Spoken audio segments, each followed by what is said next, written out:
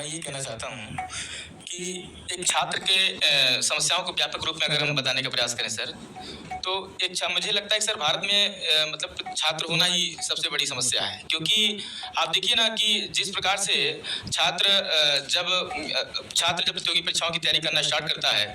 तो ठीक से वैकेंसी नहीं आती, सरकार नहीं देती, और जो वैकेंसी देती है तो ठीक से एग्जाम नहीं होते। और सर यही नहीं, हमारे अगर एग्जाम होते भी हैं तो हमारे सपनों को बेचने वाले छात्र भी मतलब लोग भी होते हैं। इन सब के बावजूद हम देख पाते हैं सर कि इतनी समस्याओं के बावजूद भी अगर हम 4 साल 5 साल एक महानगर में तैयारी करते हैं, वहाँ की समस्याओं को अगर आप देखते हैं तो और भी चिंता का विषय है कि कोई कभी आग से तो कभी पानी से, कभी किसी चीज़ से। मुझे लगता है कि सर कि जिस सिस्टम में जो भाई बहन हमारे जो कैजुअलिटी जिन भाई बहन को हुई है, श्रेया यादव जी हो गई, तान्या सोनी जी हो गई, सर हम देख पाते हैं कि ये लोग जो मतलब सिस्टम का अंग बन करके सिस्टम में बदलने की चाहत रखते थे, कुव्वत रखते थे, वो कहीं न कहीं इन्हीं लापरवाहियों का शिकार हो गए।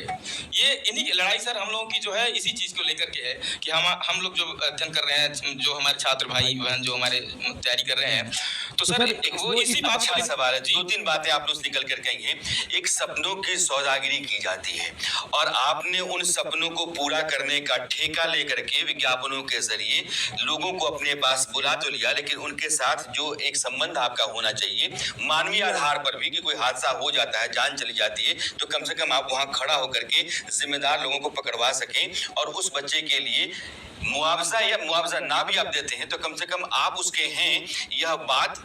आप साबित कर सकें। ऐसा नहीं होता है, आप अचानक दरवाजों के पीछे चले जाते हैं और होठ सील लेते हैं। ये स्थितियां जो होती हैं वो कई तरह के प्रश्न पैदा करती हैं। सर मैं चाहता हूं सर आने वाले टाइम पे केवल डिबेट तक सीमित न रह जाए। मैं चाहता हूं सर इसमें कुछ आमूलचूल परिवर्तन हो, क्योंकि इससे पहले सर जो हुआ था, इससे पहले 7 से 8 महीने पहले जो आगजनी की घटना हुई थी मुखर्जी नगर में, उससे इन लोगों ने अगर सीख लिया होता तो शायद ये दिन देखना नहीं। मैं दिखाना चाहता हूँ कि इमारतें किस तरह की चलती हैं, किस तरह। नीलेश राय जैसा सर जी मैं कहना चाहता हूँ, नीलेश राय जैसा मेरा भाई कभी से चिपक के मर नहीं गया होता, या फिर लाइब्रेरी में बैठा हुआ छात्र पढ़ते वक्त किताबों से चिपक करके गंदे पानी से मर नहीं गया होता। तो सर मैं ये कहना चाहता हूँ सर, अगर इस प्रकार की घटनाएं अगर होती रही, अगर सचेत नहीं हुआ लोग, तो आने वाले समय में सर सबसे बड़ी सफलता तो इसी बात पे निर्भर करेगी कि आदमी जिंदा बच के जाए।